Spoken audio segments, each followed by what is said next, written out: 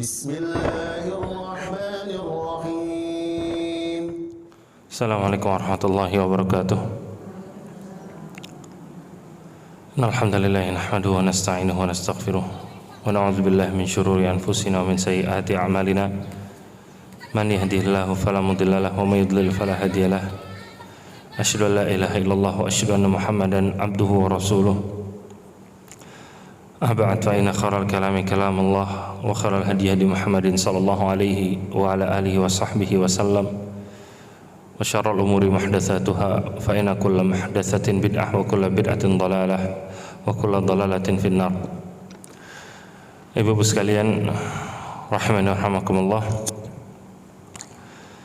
Hari ini kita akan melanjutkan kajian kita dari kitab Al-Arba'in An-Nawawiyah, 40 hadis yang dipilih oleh Al-Imam An-Nawawi rahimahullahu ta'ala. Dan kita sudah sampai di hadis yang ke-17. Dan kelihatannya ana salah kasih judul ini ke panitia untuk judul kajian hari ini. Ana salah kasih judul. Ini judul kajiannya buat hadis ke-21. Ana salah baca hadis kayaknya. Nah, kita masih di hadis yang ke-17. Hadis yang ke-17, hadis dari Abu Ya'la Shaddad ibn Aus radhiyallahu taala anhu. Dari Rasulullah sallallahu alaihi wasallam, beliau bersabda, "Innallaha katabal ihsana ala kulli syai'in." Bahwasanya Allah itu menuliskan atau mewajibkan perbuatan ihsan, kebaikan kepada atau terhadap semua hal. Fa idza qataltum fa ahsinul qitlah. Kalau kalian membunuh, maka baguslah dalam membunuh. Wa idza dzabhtum fa ahsinudz dzibhah. Kalau kalian menyembelih, maka baguskan cara menyembelihnya. Wal yuhidda ahadukum syafratahu wal yurih dzabihatahu. Hendaknya dia itu menajamkan goloknya atau pisaunya supaya dia itu bisa memudahkan bagi hewan kurbannya.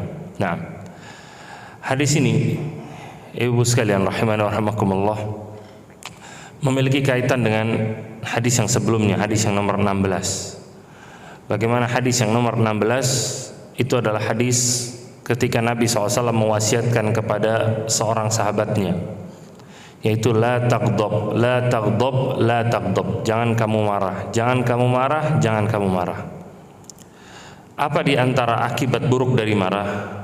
Akibat buruk dari marah itu macam-macam. Bisa terjadi keributan, timbul perpecahan, anak durhaka sama orang tuanya, kekacauan di mana-mana gara-gara diawali dari emosi, temperamen, marah. Nah, di sini Nabi SAW menjelaskan tentang bagaimana seorang itu harus melakukan kebaikan terhadap segala sesuatu. Lalu beliau mencontohkan, ketika kamu membunuh, maka bunuhlah dengan baik. Menyembelih, maka sembelihlah dengan baik. Untuk menyembelih sesuatu atau membunuh sesuatu, itu butuh yang namanya rasa marah. Nah, butuh yang namanya rasa marah. Antum nggak bisa sembelih hewan sambil senyum-senyum. Nanti bingung orang-orang, ini ada apa? Nyembelih hewan kok senyum-senyum? Nah, tadi bilang apa? Psikopat bahasa sekarangnya. Nah, makanya itu butuh rasa marah. Ketika mau menyembelih sesuatu itu butuh rasa marah, yaitu butuh tenaga, butuh power di situ. Makanya di antara contohnya ketika Nabi SAW Aisyah radhiyallahu taala anha menyebutkan bahwa Nabi SAW tidak pernah memukul seorang wanita dan bahkan tidak pernah memukul pelayannya, kecuali kata Aisyah ketika Nabi SAW saat berperang. Nah, barulah saat itu Nabi SAW marah, yaitu maksudnya adalah tujuannya berperang. Jadi Imam Nawawi di sini mau mengarahkan kapan sih seorang itu marah. Di antara marah yang disyariatkan yaitu ketika seorang itu mau menyembelih. Nah, karena di situ butuhnya power, butuhnya semangat, emosi di situ. Tapi di sini Nabi SAW menyebutkan bahwasanya Allah itu mewajibkan untuk berbuat baik pada segala sesuatu. Nah, kalau kita temukan kataba, di sini lihat hadisnya, innallaha kataba al-ihsan. Nah, kataba itu artinya mewajibkan, hukumnya wajib. Kita temukan di contoh yang lain di Al-Quran apa? Contoh yang ada katabanya, ya ayyuhallazina amanu kutiba alaikumusiyam kama kutiba alal ladzina min qablikum la'allakum tattaqun. Wahai orang-orang yang beriman, telah dituliskan bagi kalian. Kutiba itu dituliskan. Nah, tapi karena kataba atau kutiba dituliskan itu secara maknanya, definisi artinya mewajibkan, makanya di terjemahannya juga kita mendapatkan apa? Wahai orang-orang yang beriman, sesungguhnya telah diwajibkan bagi kalian, ya kan? Karena arti dari kataba atau kutiba artinya adalah diwajibkan. Berarti berbuat baik. Nah, berbuat baik terhadap sesuatu itu hukumnya wajib. Dari hadis ini kita pahami berarti hukumnya wajib. Berbuat baik atau memperbagus ketika melakukan sesuatu, yang merupakan lawan kata dari berbuat buruk. Dari berbuat buruk. Dalam artian di sini Islam mengajarkan kalau kita mau melakukan sesuatu, lakukanlah dengan cara yang terbaik. Kalau bahasa sekarangnya yaitu dengan profesional. Nah, jadi Islam itu mengajarkan profesionalitas. Di sini Nabi mencontohkan, kalau kalian membunuh, maka perbaguslah cara membunuh. Kalau kalian menyembelih, maka perbaguslah cara menyembelihnya. Apa bahasa kitanya? Ya profesional ketika membunuh dengan cara yang terbaik. Mau nyembelih juga sesuatu dengan cara yang profesional. Profesional itu apa sih? Itu dengan cara yang penuh dengan ilmu, efektif, efisien, itu namanya profesional. Nah, itu namanya profesional namanya. Nah, kemudian kalau kita berbicara tentang ihsan di sini, ihsan itu macam-macam, yaitu berbuat baik. Ketika Nabi menyebutkan bahwasanya Allah mewajibkan untuk berbuat ihsan terhadap segala sesuatu. Ihsan itu ada yang dilakukan secara zahir dan dilakukan secara batin.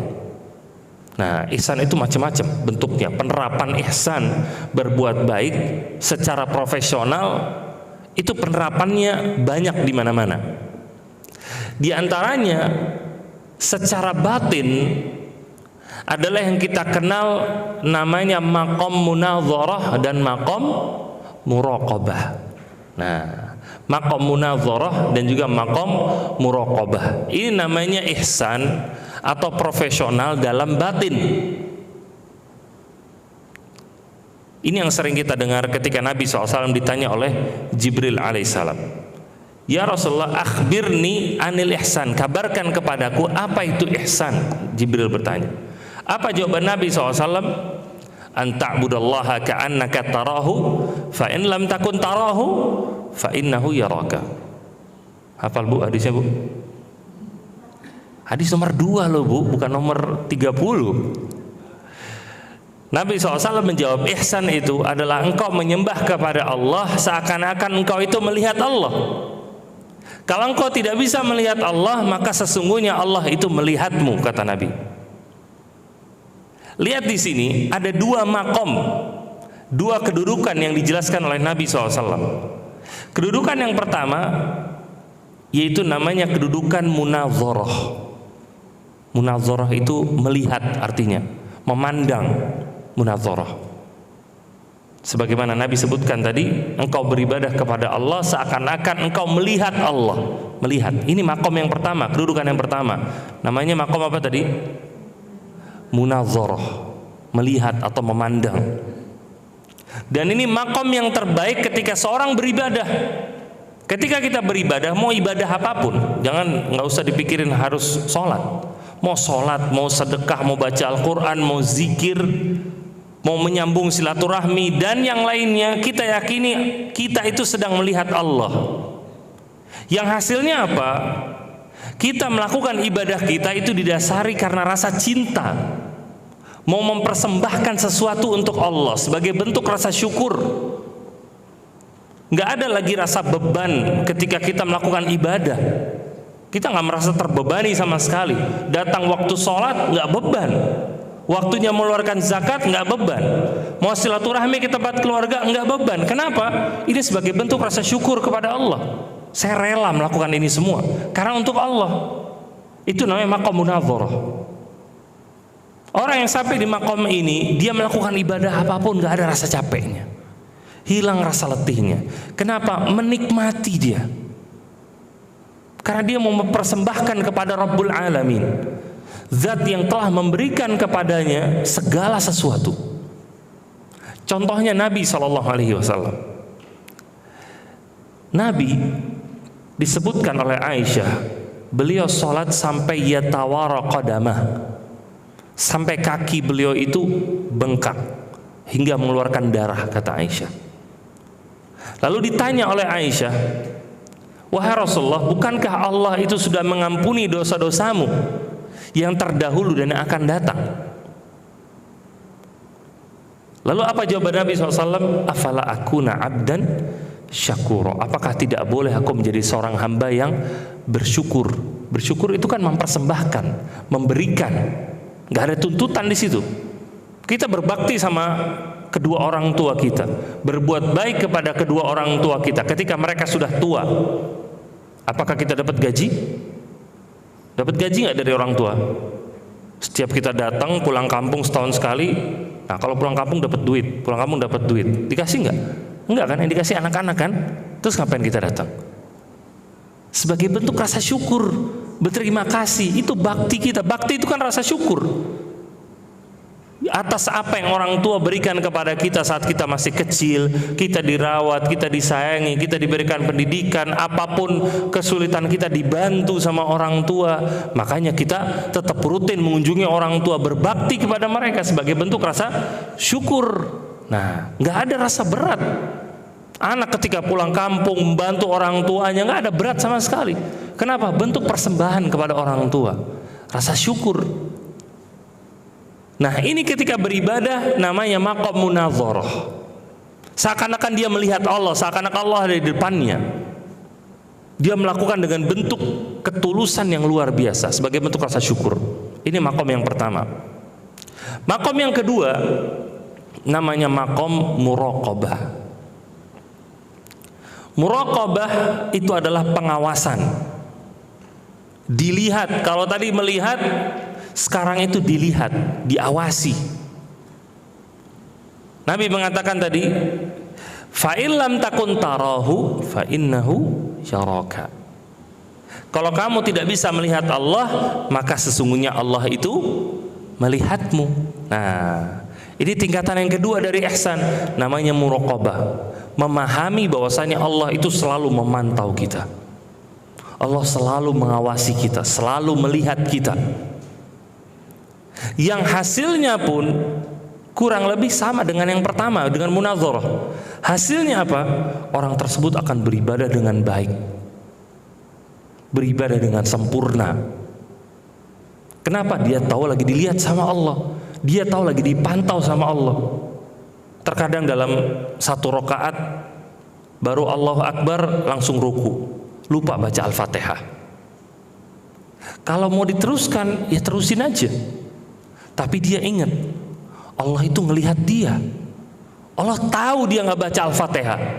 Kalau orang nggak baca Al-Fatihah, apa kata Nabi SAW? La sholata bi fatihatil kitab. Nggak ada sholat kalau nggak baca Al-Fatihah, kata Nabi. Nah, karena dia tahu dia lagi dilihat sama Allah, balik lagi diri lagi dia. Ulang lagi dari pertama, baca lagi Al-Fatihah. Kalau bukan karena dia sadar lagi dilihat Allah, dia nggak bakal balik. Lanjut aja sholatnya sampai selesai. Terkadang ada orang yang sholat, di tengah sholat baru ingat, oh iya tadi saya wudhu udah batal. Nah, terkadang ibu-ibu tuh wudhu zuhur, asar langsung sholat, menjaga wudhunya itu lama. Nah, khusus buat orang yang menjaga wudhu lama, terkadang itu lupa kalau wudhunya sudah batal. Nah, terkadang itu lupa. Ketika di tengah sholat baru ingat, oh ya tadi sempat batal. Nah, orang yang tahu Allah sedang melihat dia, walaupun dia sedang di tengah sholat, dia batalin sholatnya, dia wudhu lagi. Nah, dia wudhu lagi, dia ulang lagi dari pertama, nggak ada masalah. Karena dia tahu Allah melihat dia, Allah memantau dia. Ini namanya ihsan dalam beribadah. Itu afwan, ada yang manggil di luar.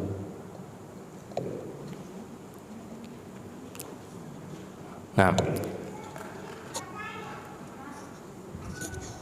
baik, kita lanjutkan.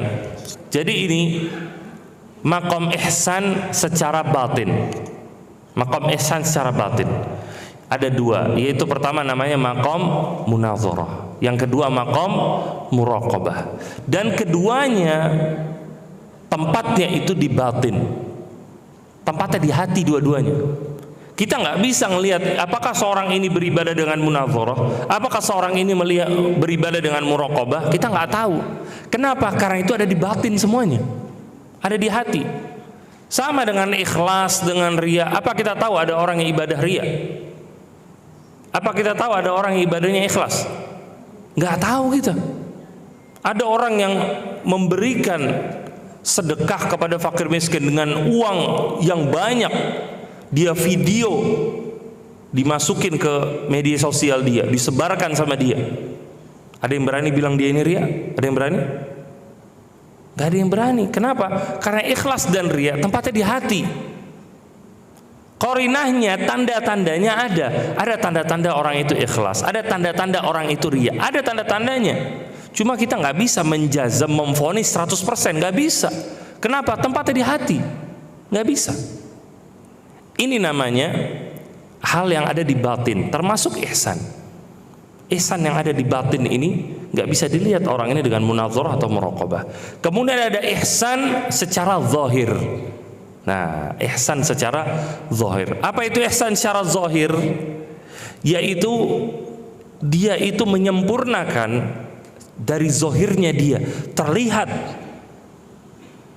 Kita bisa melihat apakah orang ini melakukan ihsan atau tidak, kita bisa lihat. Kenapa? Karena ini zahir.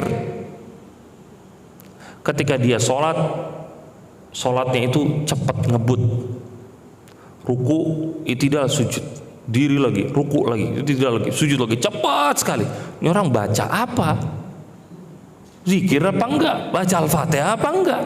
Nah, orang seperti itu kita tahu ini ihsannya kurang. Ini bahkan nggak ada tumaninahnya ini. Ada yang sholat taraweh 23 rakaat berapa menit? 7 menit, 8 menit, 23 rakaat. Kita lihat videonya Allahu Akbar, Allahu Akbar, Allahu Akbar. Kita tahu ini nggak ada ihsannya. Nah, di situ baru kita tahu kenapa secara zahir. Itu secara zahir kita baru lihat ini nggak ada ihsannya ini nggak ada tumaninahnya ini. Ini diantara dicontohkan sama Nabi SAW ketika melihat atau di hadis yang terkenal namanya hadis musi'us shalah. Musi'us shalah, orang yang buruk sholatnya. Ini hadis yang terkenal. Ada orang yang masuk ke masjid, dia memberikan salam ke Nabi, kemudian sholat 2 rakaat. Setelah sholat 2 rakaat, dia berikan salam lagi ke Nabi, dia nyalamin Nabi. Kata Nabi, irji' fa shalli fa innaka lam tusalli. Balik kamu sholat lagi, kamu tadi belum sholat. Sholat lagi dia. Habis selesai sholat, dia salam lagi ke Nabi. Assalamualaikum, dijawab sama Nabi, waalaikumsalam. Nabi bilang lagi, irji' fa shalli fa innaka lam tusalli. Balik kamu sholat, kamu belum sholat. Sholat lagi dia 2 rakaat. Beres sholat 2 rakaat, dia balik lagi ke Nabi, dia kasih salam, dijawab lagi salamin sama Nabi. Nabi bilang lagi, irji' fa shalli fa innaka lam tusalli. Balik lagi sholat lagi dia 2 rakaat. 6 rakaat udah. Beres salam, balik lagi ke Nabi, dia ngasih salam, dijawab salam sama Nabi. Nabi bilang lagi, irji' fa shalli fa innaka lam tusalli. Balik kamu sholat, kamu itu belum sholat tadi. Apa kata dia? Ya Rasulullah, ma uhsinu ghairahu fa'allimni. Saya nggak bisa lagi sholat lebih baik daripada itu. Ajarkan saya, kata dia. Dia nggak bisa. Nabi katakan dia bukan kurang sholatnya. Nabi nggak bilang ada yang lupa. Apa yang Nabi bilang? Lam tusolli, kamu belum sholat. 6 rakaat dianggap orang itu belum sholat. Ayo, masalahnya di mana? Bukan kurang, bukan kecepatan, enggak, belum sholat kata Nabi. Orang belum sholat berarti nggak sah sholatnya. Lalu apa kata Nabi? Nabi SAW mengatakan, kalau kamu berdiri untuk sholat, maka bacalah ayat yang mudah bagimu. Kemudian ketika kamu ruku, tenanglah dalam ruku'mu, kata Nabi SAW, sampai kamu itu mutmain, tumakninah dalam ruku'mu. Kemudian ketika kamu i'tidal, maka tumakninalah dalam i'tidal sampai kamu itu tenang di situ. Begitu juga ketika sujud, jangan bangun dari sujud, kata Nabi, sampai kamu itu tumakninah dalam sujud. Begitu juga dalam duduk sampai salam. Lakukan itu di setiap rakaatnya, kata Nabi SAW. Berarti yang menjadi masalah apa? Di tumakninahnya, kecepatannya. Terlalu cepat, nggak ada khusyuk di situ.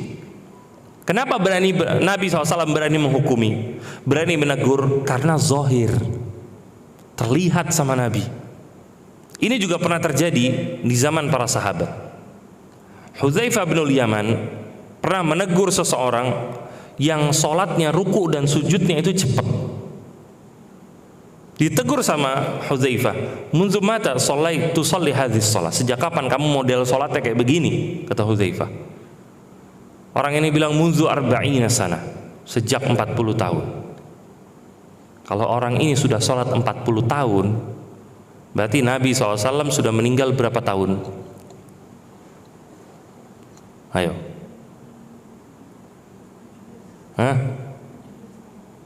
Nabi SAW ketika meninggal, syariat sholat sudah berapa tahun? Ayo. Ya, mau ngetes aja sekali. Nabi meninggal tahun berapa? 11 Hijriah. Syariat sholat kapan? Syariat sholat kapan? Ayo Bu. Syariat sholat itu tahun 10 kenabian. Peristiwa Isra wal Mi'raj, tahun 10 kenabian. 10 kenabian sampai 11 Hijriah berapa tahun? Ayo. Berapa lama Nabi di Mekah? Berapa tahun? 13 tahun. Kalau 10 kenabian berarti sampai 13 ada 3 tahun. Lalu 11 tahun di Madinah. 11 tambah 3 berapa? 14 tahun. Nah, 14 tahun. Ini orang ini nih tegur sama Hudzaifah. Dia sudah 40 tahun sholat. Berarti jaraknya sama Nabi SAW jauh sekali sudah. Jauh. Orang ini bukan sahabat, gak pernah ketemu Nabi SAW. Tapi dia udah pernah sholat 40 tahun. Berarti jaraknya sama Nabi itu tuh jauh sekali. Nah, orang ini bilang sudah 40 tahun saya model sholatnya seperti ini. Lalu kata Hudzaifah, "Munzu arba'ina sanah ma shallait." Kalau begitu kamu sudah 40 tahun gak sholat, kata Hudzaifah. Dia 40 tahun sholat, dibilang sama Hudzaifah, 40 tahun berarti kamu gak sholat. Kenapa?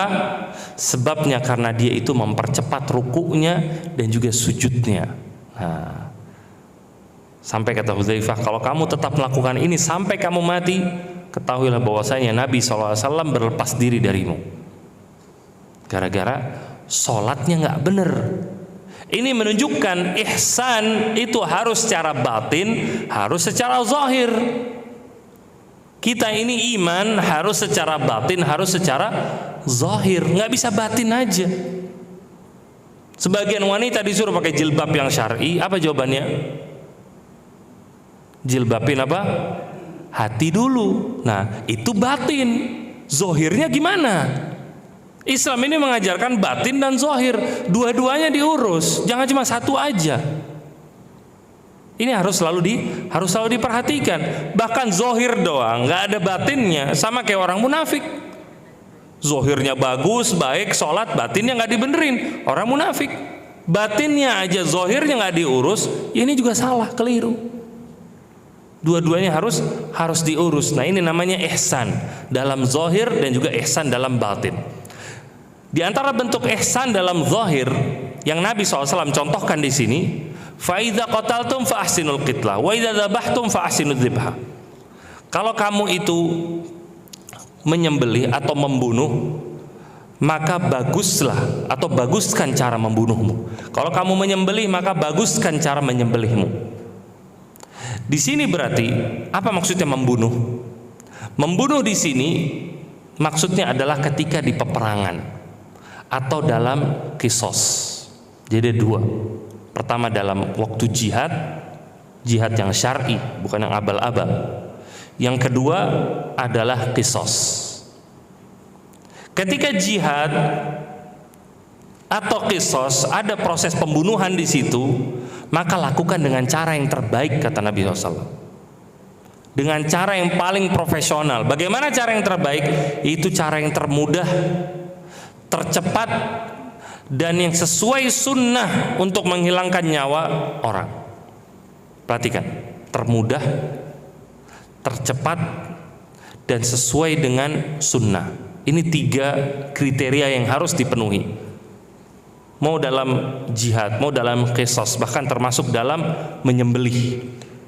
Ini 3-tiganya harus diperhatikan.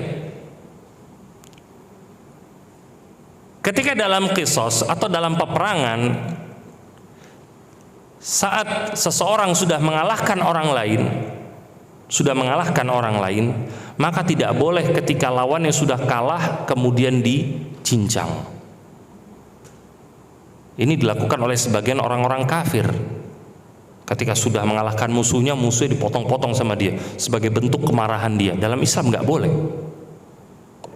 Yaitu dalam syarat apa? Ketika musuhnya sudah kalah loh ya. Ini suatu faedah penting berkaitan tentang masalah jihad.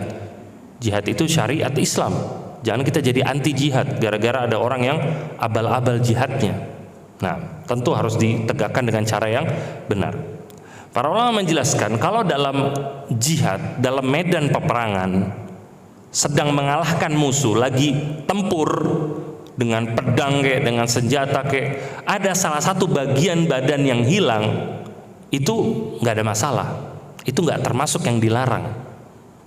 Maksudnya apa? Contoh pakai pedang, lagi nyabet begini, tangan lawannya putus, tapi belum kalah. Lawan lagi, kakinya putus. Belum kalah juga, masih ngelawan. Lawan lagi terus sampai kalah. Itu nggak ada masalah. Itu bukan termasuk mencincang-cincang, motong musuh yang dilarang dalam Islam. Enggak. Kenapa? Karena musuhnya belum kalah. Nah, tadi makanya dikasih poinnya tadi. Ketika musuh sudah kalah. Tapi ketika musuh dengan 1 tebasan, 2 tebasan sudah kalah, sudah menyerah, udah nggak bisa ngelawan lagi, nggak boleh kemudian dicincang, dipotong, nggak boleh dalam Islam. Ini dilarang. Walaupun dalam jihad sekalipun, kalau sudah kalah nggak boleh.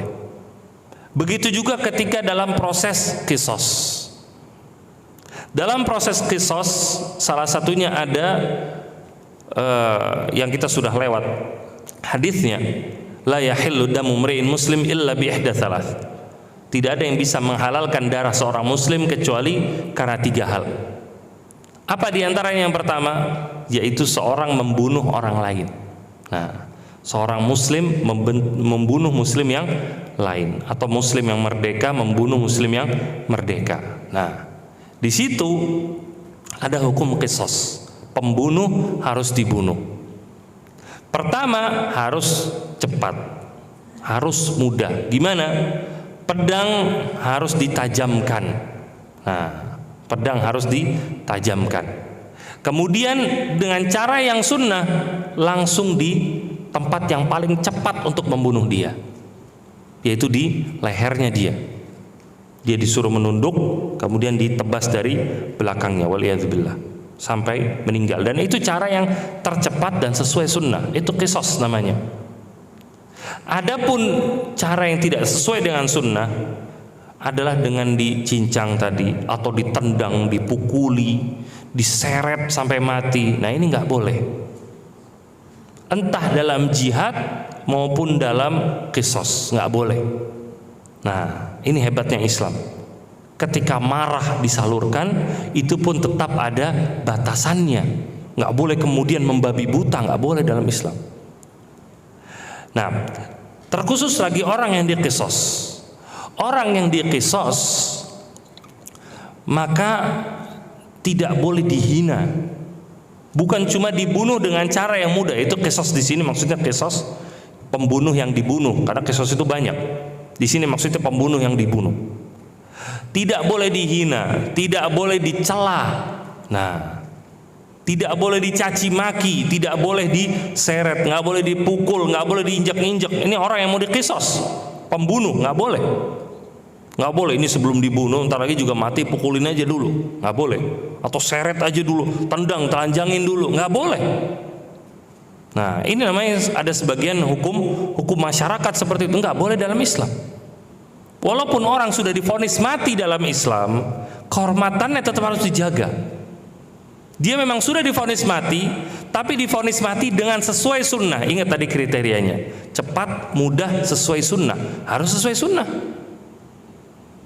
Ini diantara contohnya, ketika ada seorang sahabat atau sahabiyah yang dirajam di zaman Nabi SAW. Dirajam karena pengakuan, bukan karena saksi.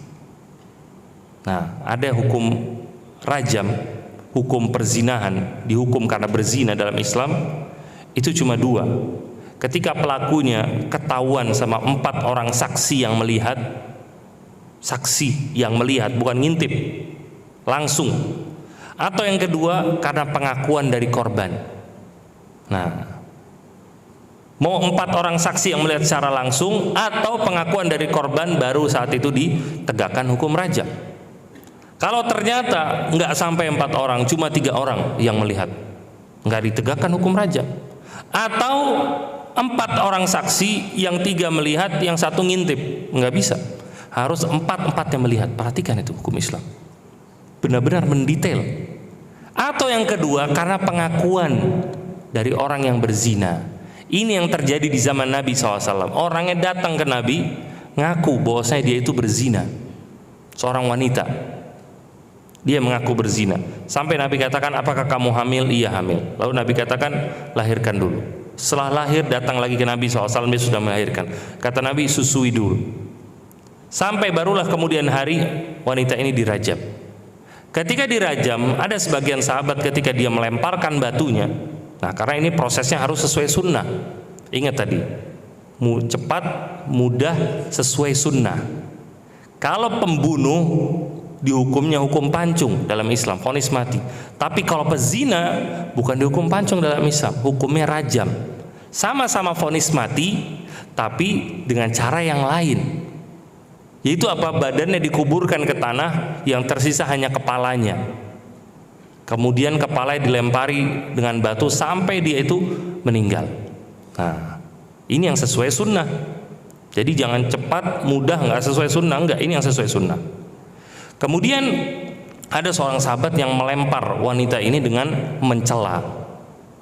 Kecelakaan bagi wanita ini gara-gara berzina. Kemudian sahabat ini ditegur sama Nabi SAW, bahwasanya jangan kamu itu mencela wanita ini. Kalau ampunan bagi Allah untuk wanita ini dibagikan kepada seluruh penduduk Madinah, kata Nabi SAW, itu mencukupi ampunan Allah semuanya. Maksudnya apa? Saking besarnya ampunan Allah buat wanita ini. Orang ini diampuni sama Allah. Makanya kata para ulama, hukum qisas itu adalah penghapusan dosa. Orang membunuh dihukum qisas, dosa membunuhnya hilang, habis. Orang berzina dihukum rajam, dosa zinanya hilang, habis. Nah, jadi ini yang harus kita pahami. Makanya nggak boleh dihina, nggak boleh dicela. Dan ini termasuk ke fa'ahsinu al-qitlah. Kemudian ada juga poin-poin yang lainnya berkaitan masalah qisas. Cuma kayaknya nggak perlu disampaikan di sini. Nah, kita langsung ke bagian kurban aja. Kebetulan kita pas mau Idul Adha.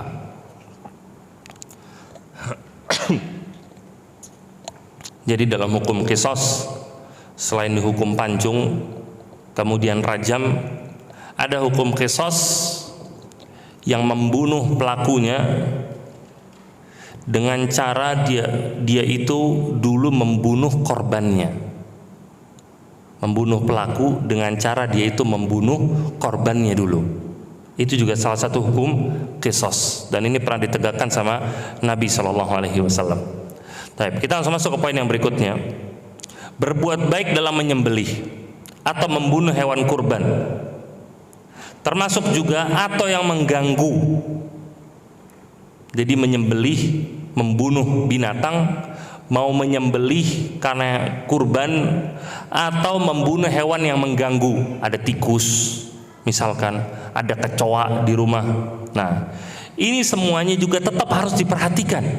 Nggak boleh dibunuh dengan disakiti. Nah, itu nggak boleh.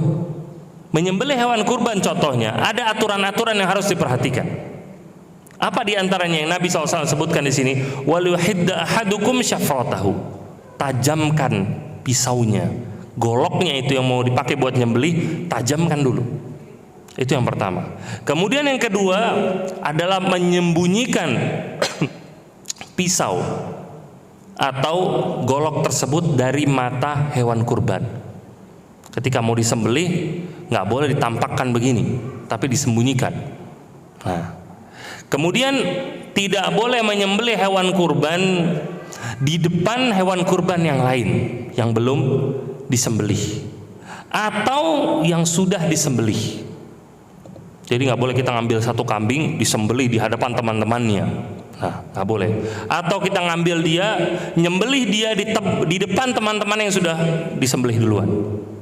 Nah, ini nggak boleh. Nah, bagi ibu-ibu yang bapak-bapaknya ikut serta nanti jadi panitia kurban, perhatikan masalah ini.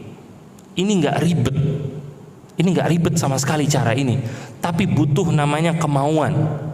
Dipisahkan mana tempat binatang, dipisahkan mana tempat menyembelih, mana tempat untuk mencacah.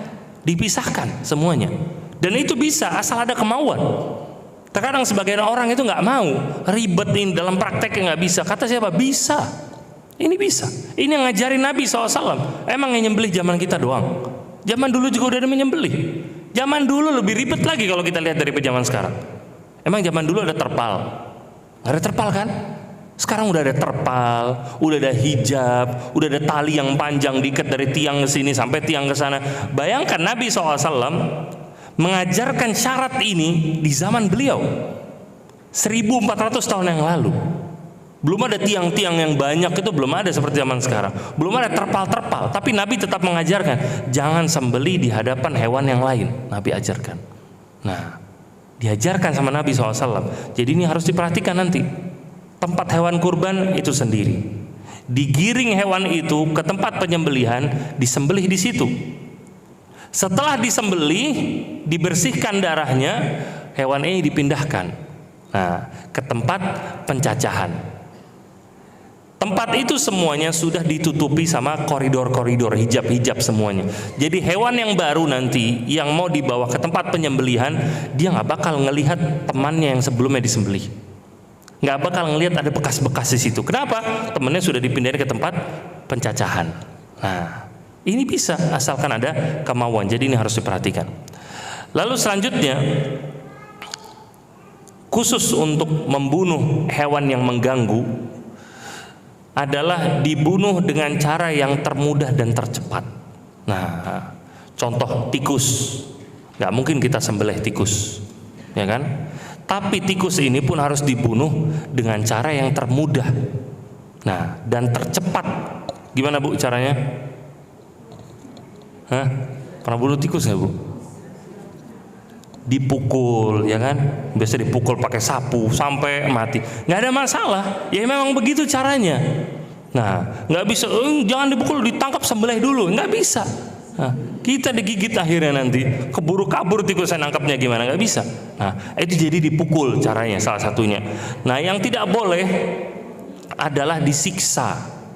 Ada sebagian orang itu disiksa. Dia nangkap tikus, dia bikin perangkap tikus. Dia bikin perangkap tikus dalam ember. Di dalam embernya itu dikasih, embernya tinggi, di dalam embernya dikasih makanan. Nah, kemudian embernya itu ditutup sama dia pakai kardus. Setiap ada tikus yang datang kecebur, tikus datang kecebur, udah nggak bisa keluar lagi. Nah, setelah itu dimasukin air sama dia sampai mati, supaya mati tenggelam. Nah, ini nggak boleh dalam Islam. Nah, atau dengan cara disiram minyak tanah, dibakar hidup-hidup misalkan. Nggak boleh, itu menyiksa seperti itu. Walaupun hewan itu harus dibunuh memang, bahkan dalam Islam termasuk hewan yang harus dibunuh, tikus, ular, kalajengking, dan juga satu lagi apa? Cicak sama burung Raja Wali. Nah, burung besar. Nah, itu semuanya dibunuh dalam Islam. Tapi tetap harus dibunuh dengan cara yang terbaik. Nah, harus dengan cara yang terbaik. Kemudian yang selanjutnya kita perhatikan di sini adalah poin berikutnya, kewajiban untuk perhatian kepada darah hewan. Nah, kewajiban perhatian kepada darah hewan mengharuskan harusnya lebih perhatian kepada darah manusia. Nah, kalau urusan darah hewan, dari tadi kita ngomongin hewan, harus seperti itu caranya, benar-benar diperhatikan dengan baik, apalagi darah manusia. Mau urusan perang, mau urusan qisas, apalagi menzolimi orang lain, itu harus diperhatikan. Karena dalam masalah urusan hewan aja diperintahkan untuk berbuat baik.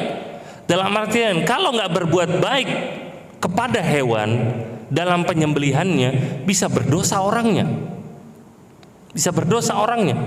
Lalu bagaimana kepada darah manusia yang dibunuh secara tidak benar, orang yang tidak jelas salahnya apa kemudian dibunuh? Nah, itu perhatikan bagaimana kemudian dosanya. Nah, baik, ibu-ibu sekalian rahimani wa rahimakumullah, kita masuk ke hadis yang nomor 18. Hadis nomor 18.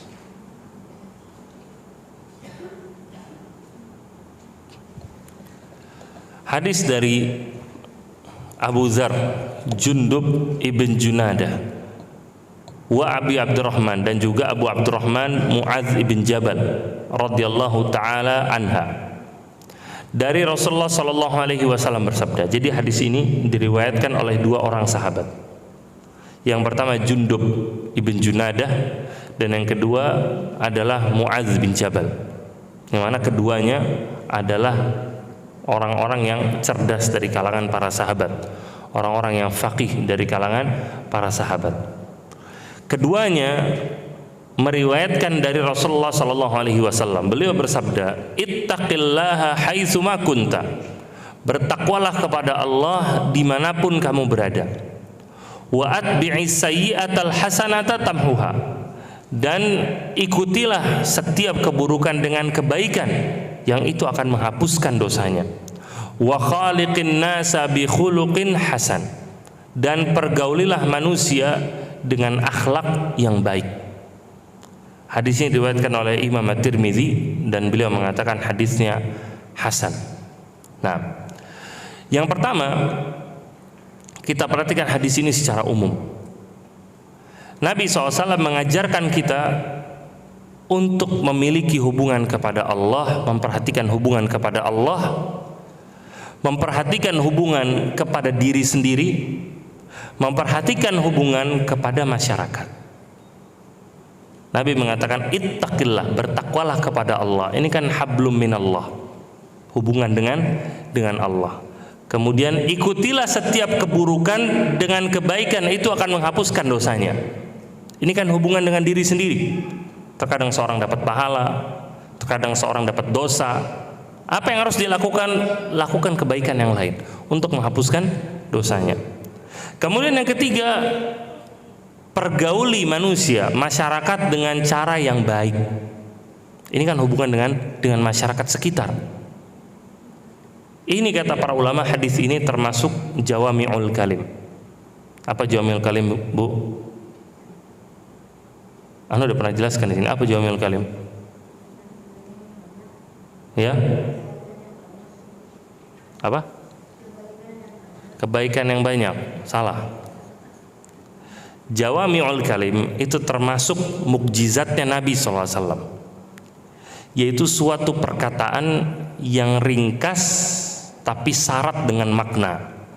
Nah, perkataan yang ringkas tapi syarat dengan makna, namanya apa? Jawami'ul kalim. jawami'ul kalim.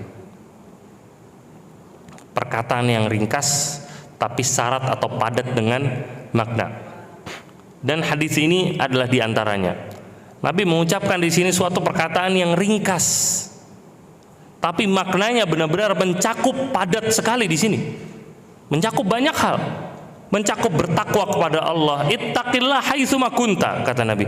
Bertakwalah kepada Allah dimanapun kamu berada. Ini kan dalam banget artinya. Berarti kita pertama diperintahkan untuk bertakwa kepada Allah, menjalankan perintah Allah, menjauhi larangannya. Apapun yang Allah perintahkan, sami'na wa ata'na. Apapun yang Allah larang, sami'na wa ata'na. Ittaqillah artinya bertakwalah kepada Allah. Mau kita diperintahkan sholat, mau diperintahkan untuk mengeluarkan dari harta kita, mau diperintahkan keluarkan dari tenaga kita, ittaqillah, bertakwa kepada Allah, lakukan. Termasuk saat kurban ini. Sebagian orang berat untuk berkurban, padahal punya kemampuan. Kalau untuk memenuhi hobinya, nah, dia siap mengeluarkan berapa juta pun dia keluarkan untuk hobinya. Tapi giliran disuruh berkurban, beratnya luar biasa. Akhirnya dipilihlah kambing yang paling kecil, yang paling murah, yang penting kurban. Nah, ini harus diperhatikan. Kalau ada suami ibu-ibu yang melakukan demikian, tegur. Ada hobi-hobi yang memang hobi mahal.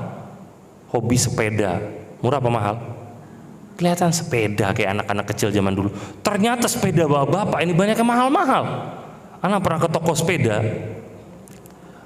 Mana ke toko sepeda? Waktu itu anak mau beli sepeda. Waktu anak masih kuliah dulu. Anak mau bawa sepeda, beli di sini, bawa ke Saudi maksudnya. Karena di sana itu sepeda-sepeda kurang bagus, nggak laku sepeda di sana. Anak ke toko sepeda cari sepeda lipat. Dulu belum zaman sepeda lipat, tahun 2012. Lagi cari sepeda, banyak sepeda-sepeda macam-macam. Anak tanya, yang ini harganya berapa? 30 juta. 30 juta? Iya, ada lagi yang ini. Oh, yang ini bahannya bagus pak, terbuat dari karbon, 80 juta. 80 juta. Ini kita masih yang ngengkol. Apa ada yang ngengkolin yang lain? Orang yang ketawa. Ini harga karbon 80 juta kata dia. Masya Allah. Jadi, dan ini bukan yang paling mahal. Yang paling mahal yang ratusan banyak katanya. Masya Allah. Nah, ini yang hobi-hobi seperti ini, harusnya ketika kurban cari yang paling gede, cari yang paling gemuk. Kalau bisa seharga sepedanya dia. Kenapa? Duitnya ada. Buat hobi bisa. Emang hobi dapat pahala? Enggak. Emang sepeda dibawa mati? Nggak dibawa mati. Ini contoh aja sepeda. Contoh hobi-hobi yang lain itu banyak. Mau hobi golf, mau hobi ini, mau hobi itu hobi-hobi mahal semuanya. Nah, untuk golf aja itu nyewa untuk main beberapa jam aja berapa juta dia harus keluarkan. Masa kurban 3 juta 4 juta kurang, cari yang paling gede, cari sapi sekalian yang gede. Kenapa? Duitnya ada. Disitulah kita tekankan, katakan di situ, ittaqillah, bertakwa kepada Allah. Punya duit keluarkan, ini tempatnya dapat pahala.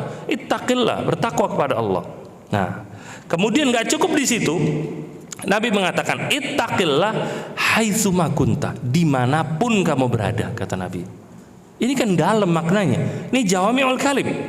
Bertakwa kepada Allah dimanapun kamu berada. Berarti kita diperintahkan untuk beribadah kepada Allah, menjaga syariat Islam. Mau kita di masjid, mau kita di rumah, mau di kantor, mau di pasar, mau di jalanan, mau lagi pulang kampung, mau kemanapun, ittaqillah, bertakwa kepada Allah. Kenapa? Karena dimanapun kamu berada. Mau dalam kondisi rame, mau dalam kondisi sepi, nggak ada yang ngelihat kita di rumah, atau lagi duduk sama HP kita nggak ada yang ngelihat, ittaqillah haitsu ma kunta. Mau di depan orang-orang, mau sendiri, ittaqillah. Nah, ini jadi harus diperhatikan. Ada sebagian orang ketika pulang kampung, keadaan ketakwaannya nurun, seakan-akan Allah cuma ada di kotanya dia. Nah, ini salah. Nah, kalau udah di masjid, sholat, dia sholat sunnah. Tapi ketika di rumah, enggak. Nah, kenapa? Apakah Allah cuma disembah di masjid aja? Kan enggak. Ada orang yang semangat beribadah di bulan Ramadan aja. Selesai Ramadan, enggak baca Quran lagi, enggak zikir lagi, enggak sholat witir lagi. Emangnya Allah perintahkan kita beribadah cuma di bulan Ramadan?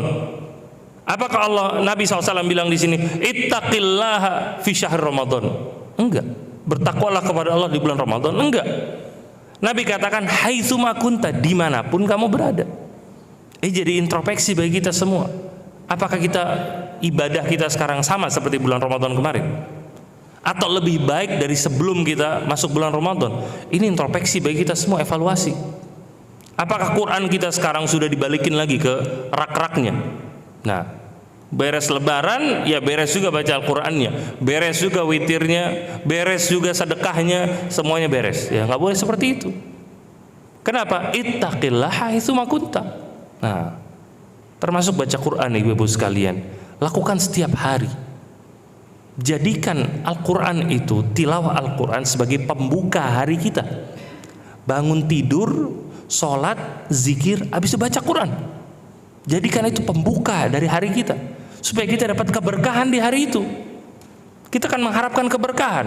Kalau kita mau mengharapkan keberkahan, maka lakukan sesuatu yang bisa mendatangkan keberkahan. Dan di antara hal yang paling bisa mendatangkan keberkahan, baca Al-Quran. Nah, lakukan itu di pagi hari, supaya hari-hari kita penuh dengan keberkahan semuanya. Ketika satu hari dipenuhi dengan keberkahan, semua aktivitas kita, walaupun terkadang aktivitasnya ringan, tapi hasilnya bakal berharga, value-nya bakal luar biasa. Kenapa? Berkah di situ. Uang dari berdagang, bekerja, walaupun hasilnya sedikit, benar-benar berkah. Yaitu apa? Hasil bakal jelas, kita bakal alurkan kemana ini uang. Kita bakal salurkan kemana ini uang, itu jelas. Makanya kata para ulama, di antara tanda tidak berkahnya harta, kita perhatikan harta yang selama ini kita miliki disalurkan kemana. Ternyata uangnya selama ini habis untuk hal-hal yang mubah, bahkan yang haram, itu menunjukkan hartanya nggak berkah. Nah, makanya keberkahan harta jangan cuma dilihat dari banyaknya harta, tapi dilihat harta itu kemudian dipakai buat apa. Itu terlihat dari situ baru keberkahan dari sebuah harta. Nah, di sini berarti ittaqillaha haitsuma kunta, bertakwalah kepada Allah dimanapun kamu berada. Jadi yang kemarin beres lebaran berhenti baca Al-Quran, sekarang baca lagi. Yang memang terbata-bata baca Al-Quran, belajar baca Al-Quran mulai dari sekarang. Yang witirnya berhenti, witir lagi. Yang sedekahnya berhenti, sedekah lagi. Jangan nunggu bulan Ramadan sedekahnya. Nggak tahu kita sampai bulan Ramadan apa enggak. Kita punya uang, mau sedekah, sedekah sekarang. Kita akan tahu, Nabi SAW mengatakan, badiru bil a'malis sholihah, kata Nabi. Bersegeralah melakukan amal soleh, jangan diundur-undur. Para sahabat mengatakan, idza asbahta fala tantaziril masa, wa idza amsaita fala tantaziri as-sabah. Kalau kamu mau beribadah di waktu pagi, jangan undur sampai sore. Mau beribadah di sore, jangan diundur sampai pagi, jangan. Mau sedekah sekarang, sedekah keluarkan. Apa yang terjadi di masa yang akan datang kita nggak tahu. Bahkan sampai sore pun kita nggak tahu. Kita mau sedekah paginya, kita undurkan sampai sore. Sore nanti bisa nggak jadi. Kita nggak tahu apa yang terjadi kemudian. Bisa duitnya hilang, duitnya dipakai sama anak, duitnya kepake bayar Gojek, duitnya kepake bayar ini, kepake buat itu, duitnya hilang, atau kitanya yang lupa. Berbagai macam sebab akhirnya nggak jadi sedekah. Nah, makanya Nabi bilang badiru, bersegera, jangan tunggu-tunggu. Nah, ini jadi evaluasi bagi kita semua. Kemudian Nabi mengatakan wa atbi'is sayyi'atal hasanata tamhuha.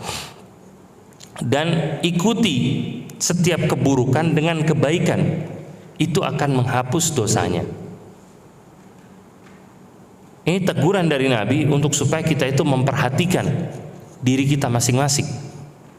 Dalam bertakwa kepada Allah, terkadang kita itu melakukan kesalahan, kurang dalam menjalankan kewajibannya, cacat dalam menjalankan perintah Allah, atau melakukan berbagai macam dosa. Apa solusinya? Islam nggak pernah menjelaskan sebuah masalah tanpa menjelaskan kemudian solusinya. Apa solusinya? Kata Nabi SAW, kalau udah seorang berbuat dosa, atbi'is sayyi'atal hasanata, ikuti dengan kebaikan, itu akan menghapuskan dosanya. Kita dengerin musik, nggak sengaja kita dengerin musik, nggak sengaja ikut nyanyi. Nah, Apalagi lagu-lagu yang sesuai dengan zaman. Nah, ini sesuai dengan zaman saya dulu nih, SMA, zaman kuliah gitu.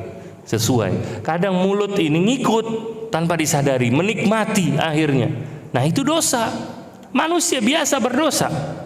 Tapi masalahnya habis dosa ngapain? Itu yang beda. Orang soleh ketika beres dia melakukan dosa, tobat langsung bersabda astagfirullah. Ana mengikuti lantunan lagu ini terlalu enak masa lalu, nostalgia langsung. Nah, langsung istighfar kepada Allah, bertobat kepada Allah, langsung lakukan hal yang baik. Saya lakukan apa ya untuk menghapus dosa saya ini? Pertama istighfar, kedua perbanyak zikir, ketiga apa lagi? Sedekah. Biar sedekah apa lagi? Telepon orang tua, berbakti sama orang tua senang ditelepon. Telepon orang tua, apa kabar? Ada kebutuhan apa? Bagaimana keadaan yang di rumah? Bagaimana keadaan tetangga di sana? Tanya kepada mereka. Nah, sudah selesai, alhamdulillah saya melakukan banyak kebaikan, mudah-mudahan diampuni sama Allah Ta'ala. Selalu lakukan ini. Kita melakukan salah, lakukan kebaikan. Kesalahan, kebaikan lagi. Terus, apa janji dari Nabi SAW? Tamhuha. Nah, itu akan menghapuskan dosanya. Jadi bedanya sikap itu antara orang soleh dan yang tidak adalah setelah melakukan dosa. Bukan perbedaan yang melakukan dosa atau tidak. Kalau melakukan dosa, semua kita melakukan dosa. Mau yang soleh, mau yang tidak, mau yang alim atau tidak, mau ustadz atau bukan, laki-laki atau perempuan, tua atau muda, semua pasti melakukan dosa, semuanya. Yang bedanya habis melakukan dosa ngapain. Nah, ada orang yang tobat, ada orang yang istighfar, ada orang yang berusaha menghapuskan dosanya, ada orang lain yang malah menikmati dosanya. Dari satu lagu ganti lagu yang lain.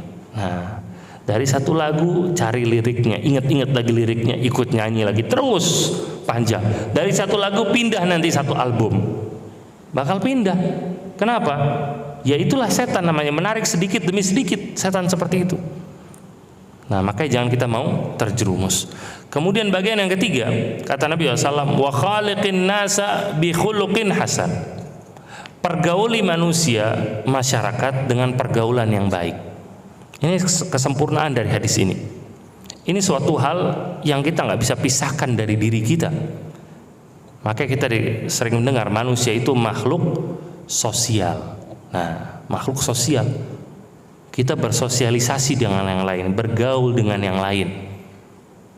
Makhluk ini di dunia ini itu berbagai macam jenisnya. Ada yang makhluk itu dia itu sukanya teritorial, nggak biasa bersosialisasi, sendiri aja. Hewan-hewan banyak seperti itu, sendiri aja. Memang Allah ciptakan seperti itu, nggak bisa bersosialisasi sama yang lain. Dia itu sendiri aja. Pernah lihat burung elang, Bu? Pernah lihat burung elang nggak terbang rame-rame? Lagi jalan-jalan burung elang semua rame-rame. Pernah lihat nggak? Nggak pernah kan? Yang pernah lihat terbang rame-rame apa? Burung merpati, ya kan? Itu beda. Nah, burung apa? Burung gereja. Yang kecil-kecil itu apa tuh barusan terbang tuh, yang sering ada banyak tuh burung gereja atau burung apalah namanya. Nah, itu kita lihat kenapa Allah ciptakan berbeda. Burung elang nggak bakal terbang rame-rame, sendiri aja dia. Memang Allah ciptakan seperti itu. Nah, manusia diciptakan sama Allah makhluk sosial, nggak bakal bisa manusia hidup sendiri. Masukin dalam kamar kurung sendirian, mati manusianya. Mau lihat buktinya? Lihat kemarin pas COVID. Tanya bapak-bapak, pusing nggak di rumah terus? Pusing bapak-bapak, nggak bisa di rumah terus. Ibu-ibu biasa di rumah ngurusin urusan rumah. Bapak-bapak nggak biasa, 2 hari 3 hari sakit di rumah terus, pusing kepalanya. Ibu-ibu sampai bingung, kenapa sih di rumah doang nggak ngapa-ngapain, kok sakit? Bapak-bapak nggak bisa. Bapak-bapak bukan cuma makhluk sosial, bapak-bapak itu harus keluar. Karena seperti itu fitrahnya Allah buat. Makanya yang disuruh ke masjid laki-laki apa perempuan? Laki-laki. Yang disuruh kerja laki-laki apa perempuan? Laki-laki. Yang disuruh jihad laki-laki apa perempuan? Laki-laki. Karena memang seperti itu fitrahnya Allah buat. Laki-laki keluar rumah, bukan duduk di rumah. Adapun fitrahnya wanita, apa kata Allah? Waqarna fi buyutikun. Menetap kalian di rumah kalian. Ibu-ibu netap di rumah nggak beban. Kenapa? Sesuai dengan fitrahnya. Ya biasa aja. Ya biasa itu karena sesuai dengan fitrah. Coba bapak kurungin di rumah. Udah Pak, nggak usah di sini, biar ibu yang kasih gaji ke bapak. Bapak kerjanya tugas di rumah. Makan nanti, beliin Gojek. Udah di rumah aja, nonton TV aja di rumah. Lihat, mau nggak tuh bapak? Gak bakal mau. Udah nggak usah mikirin duit Pak. Nanti biar saya yang cari duit, bilang ibu gitu. Gak bakal mau. Kenapa? Nggak sesuai dengan fitrahnya. Nah, jadi ini yang harus kita pahami. Baik, Bapak sekalian, ini diantara Jawami'ul Kalim yang disebutkan oleh Nabi SAW. Makanya kita temukan hampir mayoritas dari hadis-hadis Nabi SAW itu semuanya hadis yang pendek. Kita nggak bakal temukan hadis Nabi itu berhalaman-halaman, nggak bakal ada. Ini kira-kira perkataan saya tadi dari awal kajian sampai sekarang. Kalau ditulis itu berapa halaman, Bu? Hah? Jadi buku kan? Nah, jadi buku Syarah Arba'in An-Nawawi hadis nomor 17 sama hadis nomor 18. Berapa halaman tadi? Jadi satu buku. Lihat ada nggak satu hadis Nabi SAW satu buku? Nggak ada. Innamal a'malu binniyat, hadisnya pendek. Man amila amalan laisa alaihi amruna fahuwa raddun. Man kana yu'minu billahi wal yawmil akhir falyaqul khairan aw liyasmut. Sallu kama ra'aitumuni usolli. Khudhu anni manasikakum. Hadis-hadis yang pendek semuanya, tapi artinya tuh benar-benar mendalam. Ini namanya salah satu mukjizat dari Nabi SAW. Nah, ini yang Nabi SAW sebutkan dalam hadis bahwasanya beliau itu diistimewakan oleh Allah Ta'ala dengan 6 hal. Salah satunya apa? Jawami'ul Kalim. Nah, wallahu ta'ala alam. Sampai di sini kajian kita. Insyaallah kita lanjutkan di pertemuan yang berikutnya. Ini hadis nomor 19, hadisnya lumayan panjang soalnya, supaya jangan sampai kepotong. Nah, sebelum kita tutup, kalau ada yang punya pertanyaan, ana persilahkan, tafadhol.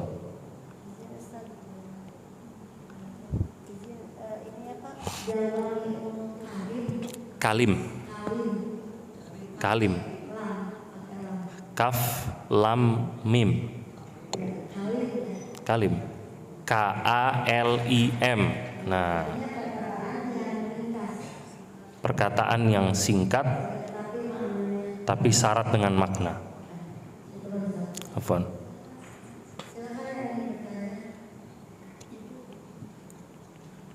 Makanya kata para ulama, bahkan hadis innamal a'malu binniyat, hadis itu aja yang sependek itu kata Imam Syafi'i itu masuk ke dalam 70 bab fikih.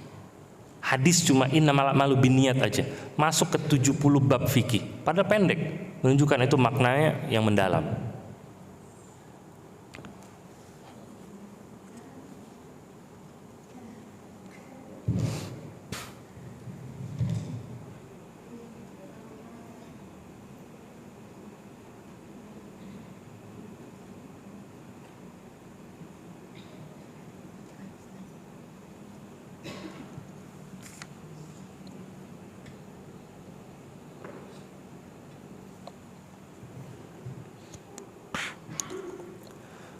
Bismillahirrahmanirrahim. Jika seorang batinnya bertauhid namun ibadahnya masih kurang baik dan minim, apakah salah satu sifat munafik? Ya, kalau hatinya seorang itu mentauhidkan Allah dengan benar, maka yang pasti nomor satu, orang ini bukan munafik.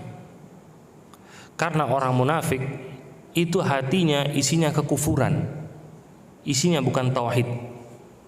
Itu namanya kemunafikan dalam hati, atau bahasa Arabnya an-nifaq al-i'tiqadi. Seorang dikatakan munafik beneran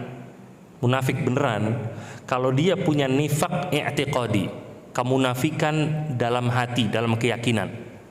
Itu baru dia bisa dikatakan orang munafik beneran, karena hatinya berubah.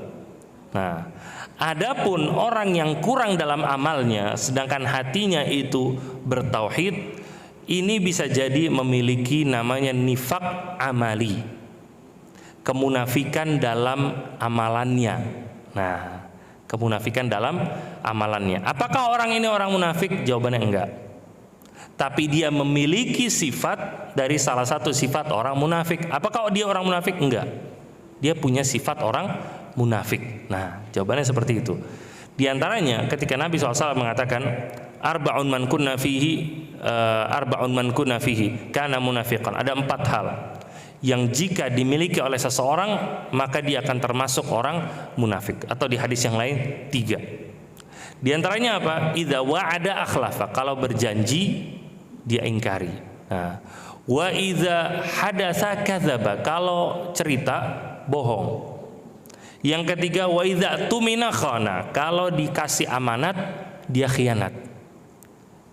Kalau seseorang ada salah satu dari sifat ini, maka kita katakan kamu memiliki salah satu dari sifat orang munafik. Ini namanya nifak amali. Ada orang lagi dagang nipu, misalkan dikasih duit, tolong beliin saya ini, kabur, dibawa kabur duitnya misalkan. Kita katakan dia punya salah satu sifat orang munafik. Kenapa? Idza tumina khana, dikasih amanah malah berkhianat. Tapi apakah dia orang munafik? Kalau hatinya masih bertauhid, bukan orang munafik. Nah, akan tetapi dia masih diancam dengan dosa tentunya. Karena punya sifat kemunafikan itu adalah dosa. Nah, itu adalah dosa. Berdusta itu dosa, ingkar janji juga merupakan dosa.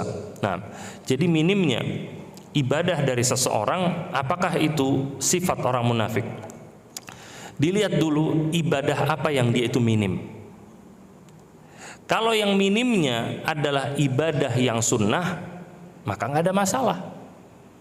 Ibadah yang sunnah, namanya orang yang meninggalkan hal yang sunnah, dia itu rugi, tapi tidak berdosa.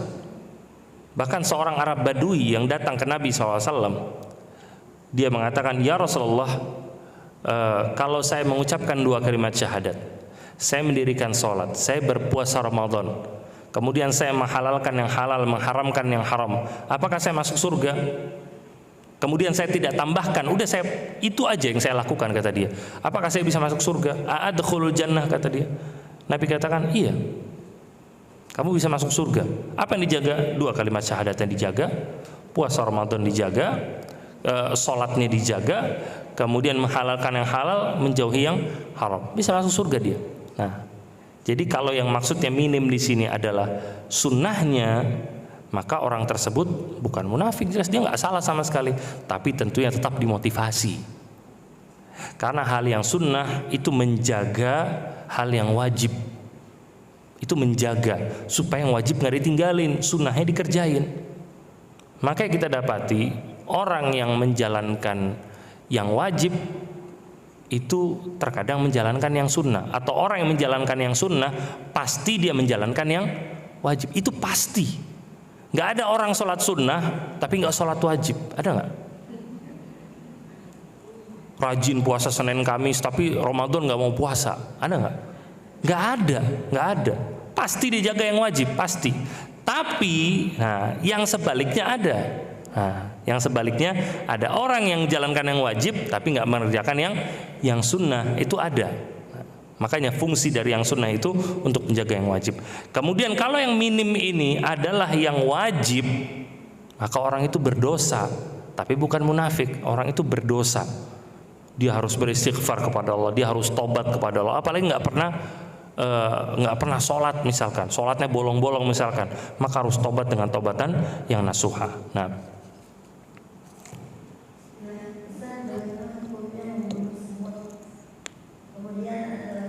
apa hukumnya apa? Bersiwak.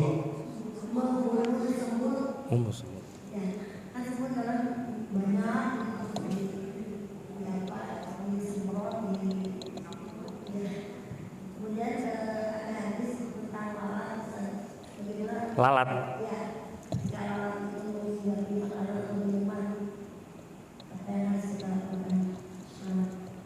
Nah, yang pertama, apa hukum membunuh semut? Nah, hukum asalnya yang kita harus pahami, semua hal yang mengganggu itu harus dihilangkan. Ini kaidah dasar. La darara wa la dirar, kaidahnya. Tidak boleh ada keburukan, tidak boleh ada hal yang menyakiti. Semua yang buruk harus dihilangkan semuanya. Semua yang mengganggu manusia harus dihilangkan, apapun bentuknya. Ini kaidah dasarnya. Kemudian semut. Jadi kalau semut itu mengganggu, merusak, gigit.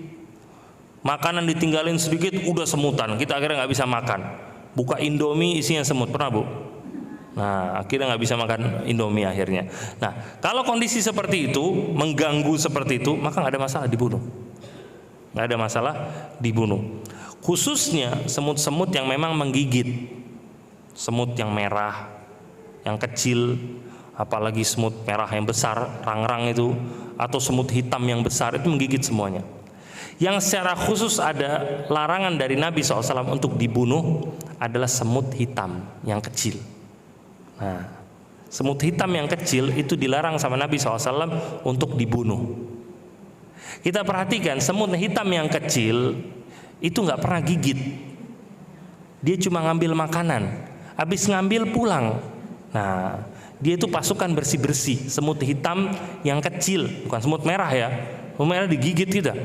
Nah, semut hitam yang kecil itu ada larangan secara khusus dari Nabi SAW untuk dibunuh. Tapi kembali sekali lagi, kalau mengganggu, kita kembali ke kaidah dasar tadi, la dororo wa la diror. Nah, itu nggak boleh ada kerusakan, nggak boleh ada gangguan. Dibunuh nggak ada masalah. Kalau memang mengganggu, bukan sekedar lewat, lewat injok langsung, jangan. Nah, apalagi ini ditekankan kepada anak-anak juga, jangan ada sedikit-sedikit dibunuh, jangan sedikit-sedikit itu disapu, dihilangkan misalkan. Kalau memang dia nggak mengganggu, cuma lewat aja, ya biarin aja gitu loh, biarin aja. Ada tikus lewat gitu, tikus lewat memang mengganggu, tikus memang suruh dibunuh, itu beda. Nah, tikus itu beda, tangkap dibunuh itu baru iya gitu loh. Tapi kalau sekedar kadal yang lewat, kadang ada di kebun ada kadal-kadal kecil loh, tuh ada kadal, tangkap, ambil pisau, potong, ya nggak boleh, jangan. Nah, itu cuma lewat begitu aja, nggak boleh dibunuh. Nah, makanya tambah lagi, kalau memang dia itu nggak mengganggu, lalu dia itu dibunuh, maka bisa membawa dosa. Apalagi binatang yang memang dilarang untuk dibunuh, tambah 2 kali lipat dosanya. Seperti tadi semut hitam, begitu juga kodok. Kalau memang nggak mengganggu, kemudian tetap dibunuh, maka dosanya bisa double. Nah, ini. Kemudian yang kedua tadi apa Bu?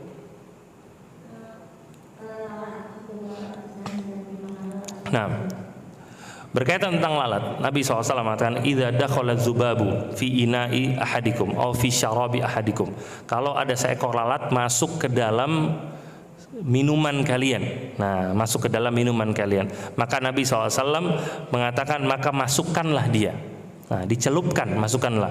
Karena di salah satu sayapnya itu adalah penyakit, di salah satu sayapnya lain adalah penawarnya, kata Nabi.